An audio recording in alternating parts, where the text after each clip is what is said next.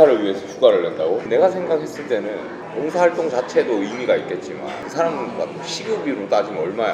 차라리 봉사하지 말고 돈으로 주지. 엄청 미국의 부자가 이렇게 봉사를 직접 하니까 일부 사람들이 그 사람을 엄청 비난했어. 네가 지금 시급이 얼만데 그 봉사할 시간에 더 돈을 많이 벌어서 그 사람들한테 돈으로 기부를 하면 좋지 않냐 라고 했을 때 사실 그 나비 효과가 엄청 커서 이 사람이 기부하는 걸 보고 다른 사람들이 엄청 기부를 많이 하고 선행이 알려져서 더 많은 자금이 모이고 사람들의 봉사도 참여가 높아졌다. 사회적인 인지도가 있고 성공한 사람들이 시간을 내서 봉사하는 모습이 그 사람이 그 시간에 돈을 버는 것보다 더 사회에 환원하는 효과가 크다. 약간 이런. 그 하는 자체로도 즐거움이 있나? 보람이랄까 뭐 휴가까지 써가면서 그건 아니지 않나? 왜 우리가 나를 위해서 일하고 우리 가족을 위해서 일할 때도 나만 챙기면서 살 때랑 나 혼자 행복할 때랑 가족이 생기고 자녀가 생기고 뭐 나이가 들어서 부모님을 돌볼 나이가 돼서 거꾸로 순서가 바뀌고 이럴 때도 어깨가 무거워지지만 내가 하면서 느끼는 그런 행복 같은 것도 있잖아. 내 가족들한테만 할 때랑 봉사를 할 때는 좀 다르다고 하더라고. 뭔가 이렇게 눈에 보이면 이게 이렇게 내가 빨리 할 수 있는 눈앞에 있으니까 얼른 하자. 그래서 헌혈도 많이 한 거야. 헌혈차가 오면 헌혈하고, 운전면허 시험 보러 갔는데 시험장 앞에 헌혈의질이 있어서 헌혈하고, 친구랑 강남역에서 만나기로 했는데 시간이 남아서 친구가 늦게 온다고 해서 친구 기다리는 동안 헌혈하고. 큰 힘 안 들이고 네. 좋은 일 한다? 할 수 있다?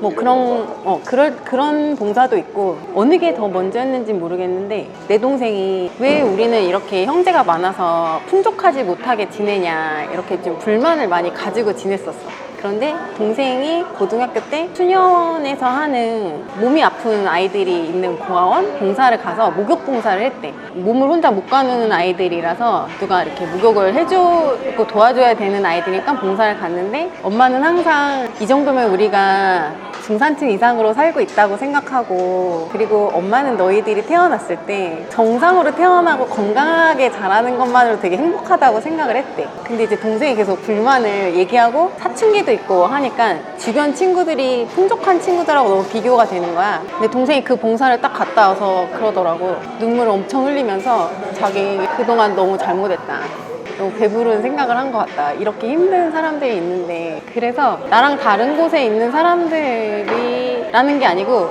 그냥 우리랑 같이 있는데 사람이 항상 좀 지나치게 욕심을 부리거나 자만해지거나 하지 않게 만들어주는 것 같아요. 우리 고대를 졸업한 학생들 뿐만이 아니고 졸업 아니고 다니고 있는 사람들도 그렇고 졸업생들도 그렇고, 이런 사람들은 소위 스카이를 다녔던 사람들은 되게 선한 영향력을 펼칠 수 있는 조건이 되겠다. 왜냐면 그 사람들이 말하는 걸 사람들이 되게 잘 귀담아 듣고 따라하려고 하고, 비단 이제 어떻게 하면 공부를 잘해요만이 아니고 그 사람이 하는 다른 것들도 다 따라하고 싶어지는 거야. 그래서 앞으로는 나는 행실도 되게 잘해야겠다, 그런 마음도 먹었고. 그런 생각을 했다고? 그런데 그 생각하는 자체가 대단하다. 근데 이제 내가 이제 학부 마치고 바로 대학원에 갔을 때, 대학원을 입학이 2003년인데 2003년 번호야. 근데 내가 그때 뭘 시작했냐면 실로암 시각장애인 복지관에서 하는 점자책을 만드는 봉사를 했어. 그래서 그 기관이 나의 관리 센터로 지금 되어 있고 그때 번호로 되어 있는데, 그게 뭐라냐면 내가 대학원생은 프로젝트도 되게 많이 하고 논문도 써야 되고 수업 들을 것도 많고 하다 보니 이렇게 뭔가 어디 가서 또 봉사하고 할 기회가 많지는 않은데, 이거는 내가 이렇게 타자 연습도 할 수 있고 또 만들 수 있는 그런 봉사더라고.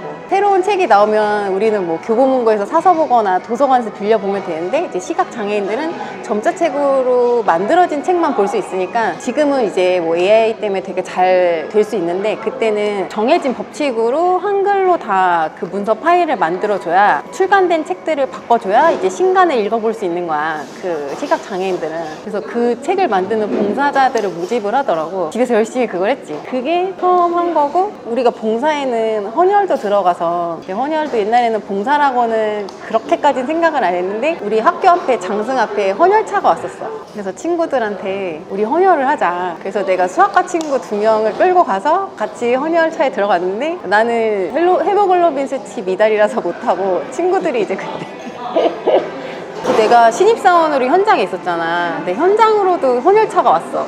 근데 그때 이제 헌혈을 하면서 등록 헌혈 회원을 하겠냐고 물어보고 권유하더라고. 그러면 등록 헌혈 회원이 되면 뭐가 좋으냐면 우리가 건강검진 할 때 막 한 10여만 원 하는 피검사를 받잖아. 이런 피검사를 1년에 한 번씩 그냥 해줘. 그러니까 계속 건강을 유지하고 관리하는 헌혈 꾸준히 하는 사람들을 보면 이게 헌혈을 하기 위해서라도 나쁜 음식을 안 먹고 몸에 해가 되는 걸 안 하고 뭐 담배를 끊고 술을 덜 먹거나 안 먹고 이런 분들 진짜 많거든. 그래서 등록 헌혈 회원을 많이 확보하면 이 사람들은 의식적으로라도 좀 헌혈을 자주 할 수 있는 그런 계기가 되니까 이제 그런 거를 제공을 하더라고. 등록 헌혈 회원을 했어. 근데 아직도 계속 문자가 와. 아, 이제 무슨 형 피가 부족합니다. 뭐 이렇게 동참해 주세요. 뭐 이런 게 오면은 갑자기 막 한참 안 했네 할까? 막 이렇게 하기도 하고. 그러니까 처음에 장학금 막 저렇게까지 열심히 왜 저러지? 이건 우리 교우예보에도 17일반 장학금이 몇 번 실렸잖아. 그때도 우리가 인터뷰를 해서 한번 실었던 적이 있는데 그때 내가 얘기했던 게 있어. 그래서 학교 때도 약간 이런 마음이 있었고 뭔가 선한 영향력을 많이 끼칠 수 있는 사람이 되면 좋겠다라는 생각으로 있었지만 나는 되게 미약하잖아. 그런데 삼성물산 건설 부문에 들어갔어. 그러니까 여자가 없는 거야. 근데 그때만 해도 다른 건설사도 다 여자도 별로 없었고 여자 임원은 한 명도 없었어. 근데 그래도 삼성은 이건희 회장의 두 따님들이 계시기도 하고 다른 계열사에는 여자 임원이 그때만 해도 있긴 있었던 것 같아. 나도 이 회사에서 열심히 다녀서 여자 임원이 돼야겠다. 최초에. 그리고 임원이 되면 돈을 많이 받을 거 아니야. 그래서 나는 그 돈으로 좀 어려운 사람들을 돕고 장학금도 만들고 하고 싶다. 왜냐면 내가 돈을 벌어보니까 내가 먹고 살 만큼은 벌겠더라고. 그냥 월급쟁이만 해도. 그래서 이런 걸 좀 하고 싶었어. 내가 막 남들보다 몇 배 더 돈을 많이 버는 임원이 되면. 근데 내가 10년 만에 나왔잖아. 왜냐면 그걸 생각하고 계속 임원이 되려고 했어. 우리 동기 모임이 2017년이었잖아. 그래서 동기들 20주년 모임을 하고 이런 얘기를 했어. 난 그게 너무 아쉽다. 그리고 내가 삼성을 나왔더니 더 힘든 중소기업을 다니는 거야. 이제 나와도 먹고 살기가 힘들어졌어. 그래서 내가 이건 진짜 하고 싶은데 그랬더니 이제 동기들이 그때 야 우리 동기가 5,000명이 넘어. 10,000원씩만 내도 5천만 원을 모을 수가 있다. 그렇게 장학금을 한번 만들어 보자. 그랬더니 너무 좋은 거야. 그래서 그때부터 시작이야? 그때부터 시작했지. 2017년부터? 그래서 우리가 2018년도 말까지 이제 바로 시작을 해서 우리가 17년 가을에 행사를 했기 때문에 18년도 그러니까 1년 모아서 2018년도 겨울에 기부하고 19년 1학기에 장학금 대상자들 또 주고 해마다 2월에 우리가 장학 증서 수여식을 했지. 지금까지? 와, 그게 진짜 대단한데. 그냥 꾸준한 거는 자신 있다고 했잖아. 인원도 사실은 몇 명 안 됐잖아. 그때는 한 40명? 근데 이제 그때 도와준 친구들이 엄청 많지. 그래서 장학금을 만들고 있고 자꾸 몇 명 더 주고 싶어서 마지막에 더 내게 돼. 아시잖아요. 우리가 50만 원만 더 모으면 한 명을 더 줄 수 있다 막 이런. 그리고 우리 97학번 밴드에 보면 그 과거에 보내줬던 편지도 많이 올라와 있어. 있어?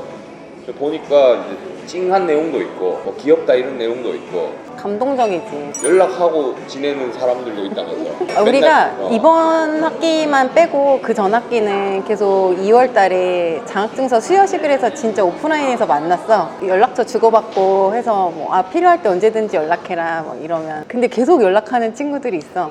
뭐 새해 인사, 추석 인사, 아니면 본인 신상의 변화, 뭐 대학원을 이렇게 왔습니다. 뭐 졸업해서 지금 어디로 뭐 연구원으로 일하고 있습니다. 뭐 이런 것들. 근데 그때 학생들이 우연치 않게 전부 이런 거 말해도 되나? 한부모 가정인 친구들인 거예요.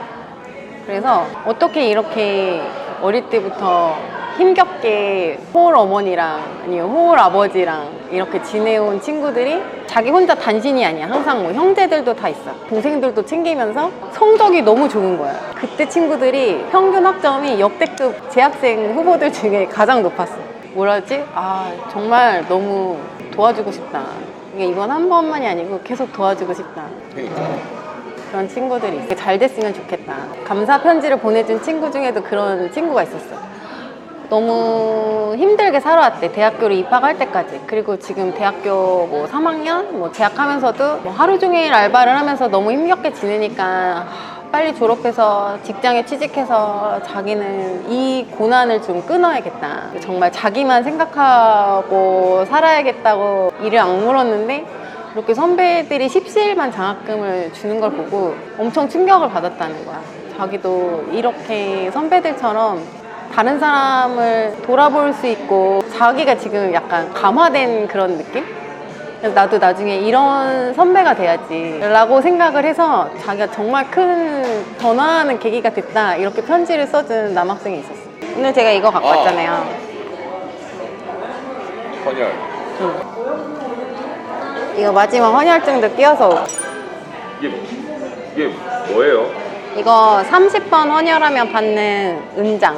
이게 근데 계속 기록을 내가 지금 하면 지금부터 카운팅을 해주는 건지 아니면 우리 주민번호랑 다 있기 때문에 그 사람이 몇 번 헌혈했는지 기록이 다 적십자사에 남아서. 그럼 그게 언제부터? 난 고등학교 때 한 5번 정도는 했을 것 같은데. 그거 지금 아마 이 적집사사 사이트에 들어가 보면 있을 거야, 너도.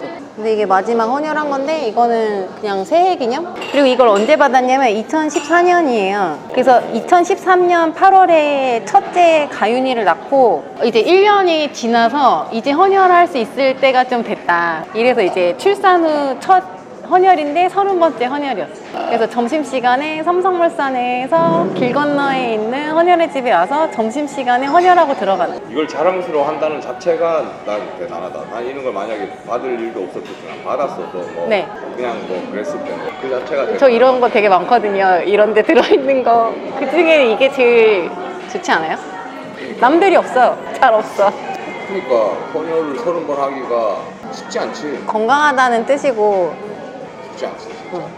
그래서 제가 피가 깨끗한 것 같아요. 그래서 헌혈, 근데 한번 민수도 그 얘기 한 번 했던 것 같은데 헌혈은 좋은 거라고. 그래서 다음에 금장까지. 대단하십니다. 지금 우리 벌써 11시, 10시 51분이네. 가야겠다. 그러게요. 고생하셨습니다. 결국 마무리는 그냥 그걸로 마무리는 될 텐데 구독자 10명밖에 없지만 32만 고민고대를 향해 32만? 뭐 그렇게 카운팅하는 것 같던데 겨우 전체 인원을. 그분들이 다 보겠어요? 아무튼 다음 영상에서 또 뵐게요. 야, 좀 자연스러워. 부끄럽습니다.